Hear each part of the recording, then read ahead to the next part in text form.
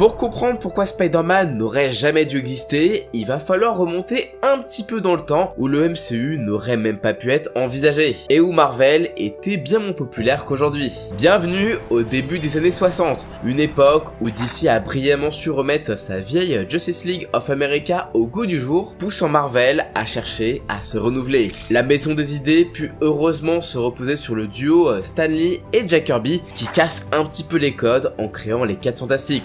Une équipe de super-héros basée sur les sciences et n'ayant pas d'identité secrète. Le duo enchaîne donc avec un autre scientifique à la Dr Jekyll et Mr Hyde, Bruce Banner aka Hulk, qui devient aussi très populaire dès sa sortie. Alors forcément, l'auteur et rédacteur en chef, qui est Stan Lee à l'époque, compte bien continuer sur sa bonne lancée et réfléchir à un nouveau héros, plus jeune, auquel les jeunes lecteurs très friands de comics pourraient s'identifier. L'idée de Spider-Man lui serait venue en voyant une araignée descendre du plafond et aurait ainsi imaginé ce jeune héros au pouvoir arachnéen qui, en plus d'être un super-héros, irait encore au lycée et aurait du coup des problèmes d'ado. Ça peut vous paraître anodin aujourd'hui vu le nombre de jeunes super-héros qui existent, sans même parler de My Hero Academia. Mais à l'époque, c'était une totale nouveauté. Les ados n'étaient alors que de simples sidekicks ou des faire-valoir, rien de plus. Enfin, à l'exception de Shazam, mais bon, lui c'était un gamin qui devenait adulte, donc en vrai sa vie perso c'était pas trop le cœur du sujet. Et même son nom était une mini-révolution,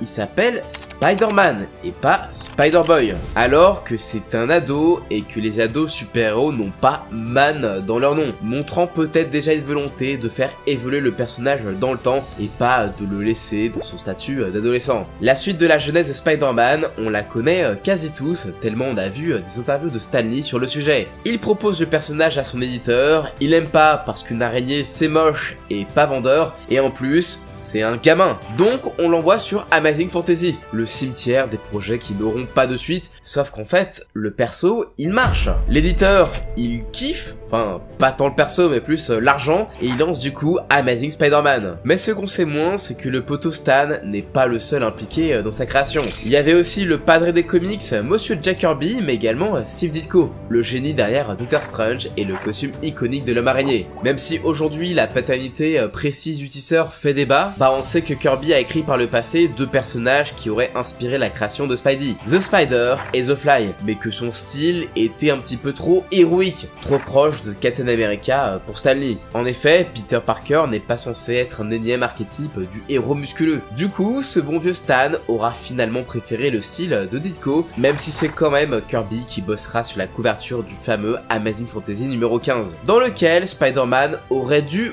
mourir éditorialement parlant. Mais le destin en a voulu autrement et son écriture ainsi que son costume ont donné à Spidey la force de continuer à vivre dans les pages d'Amazing Spider-Man, qui est sa propre série. Et c'est une véritable nouveauté pour un super-héros adolescent agissant en solo et luttant avec des problèmes typiques des gens normaux que sont justement les lecteurs. Alors autant vous dire que le fait que ses pouvoirs viennent d'une araignée, alors que bon, franchement c'est moche et en vrai ça fait peur à plein de gens, on s'en balance un petit peu tellement le personnage était une révolution, cassant avec le modèle du super-héros parfait, sans peur et sans reproche ou de l'archétype du super scientifique que Stan Lee aimait tant.